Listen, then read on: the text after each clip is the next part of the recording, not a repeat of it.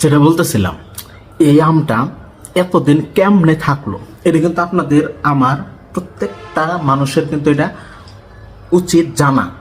এখন এই আমটা এতদিন থাকার কারণ কি সেটা কিন্তু আমাদের বুঝতে হবে। এটা কেমনে কিভাবে রাখছে বা কেমনে কোথা থেকে রাখলো এটা কিন্তু আমাদের অবশ্যই জানা উচিত, প্রত্যেকটা নাগরিককে জানতে হবে। এই আমটা একটু আমি খাইতে নিলাম, মানে খাইলাম আর কি।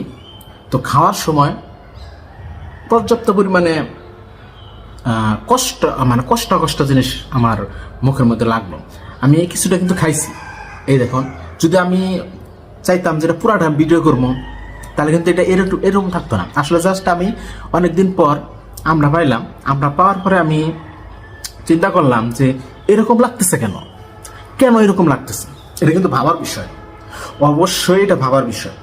এরকম লাগে কেন, এটা যখন আমি এটা মানে এটা সুলাইতে যাই, সুলাইতে গেলেও এটা কেমন যেন একটা কষ্ট কষ্ট ভাব আসে। আচ্ছা, কষ্ট কষ্ট ভাব আসে। এই জিনিসটা ধরার জন্য আমি আপনাদের কাছে ভিডিওটা করা। কারণ যদি আসলে পুরাটা আমটা নিয়ে আমি ভিডিও করতাম তাহলে দেখা যাইতো পুরা সুন্দর একটা প্রসেস করা, মানে এরকম খাওয়ার আগে আমি ভিডিও করতাম না। কিন্তু এই জিনিসটা যখন দেখলাম যে ভিতরে শক্ত, আবার এইটা যখন এইভাবে সুলাইলাম, মানে দাঁতটা একটু সুলাই, হ্যাঁ, সুলানোর পরে দেখি যে এটা কেমন একটা কষ্ট ভাব। এটা কিন্তু খুবই গুরুত্বপূর্ণ একটা বিষয়, কষ্ট ভাব। এতদিন পর ওখানে কষ্ট থাকবো। ফ্রিজে যদি থাকে, ফ্রিজে থাকার পর তো কষ্টটা থাকার কথা না, থাকার কথা। যদি থাকার কথা হয় তাহলে অবশ্যই কমেন্টে জানাবেন যে এই ফ্রিজে থাকার পরেও কি হয়, কষ্ট লাগার কথা, মানে চুষাটা এত পরিমাণে মিষ্টি কল্পনা করা যায় না। এখন আমার চিন্তা হলো যে এটা হচ্ছে কি মাস, আজকে হচ্ছে অক্টোবর, নভেম্বরের 2 তারিখ। আজকে 2 তারিখের মধ্যে এই আমটা কিন্তু সুন্দর আছে।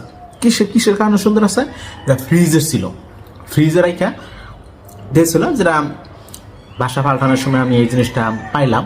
পরবর্তী করলাম যেটা খাই, আবার খাওয়ার পরে আপনাদেরকে একটু দেখাবো, একটু দেখাই আপনার জিনিসটা চিন্তা করবেন। এই দেখেন, আপনার যদি চান যে আমি এইটা করব, সিজনালি যে আমটা, ওই আমগুলা সুন্দর যে আমটা, মিষ্টি আম, ওরা ফ্রিজে রেখে এতদিন আপনি খাইতে পারবেন, রোজার মধ্যে খাইতে পারবেন। কিন্তু এটা কিন্তু আপনি খাইতে পারবেন যদি রোজার মধ্যে খান, এটা ভালো। তখন যখন সিজন থাকে না, মানে অর্থাৎ যেদিন যখন সিজন থাকে ওই সময় কিন্তু আমের দাম কিন্তু তুলনামূলকভাবে কম থাকে।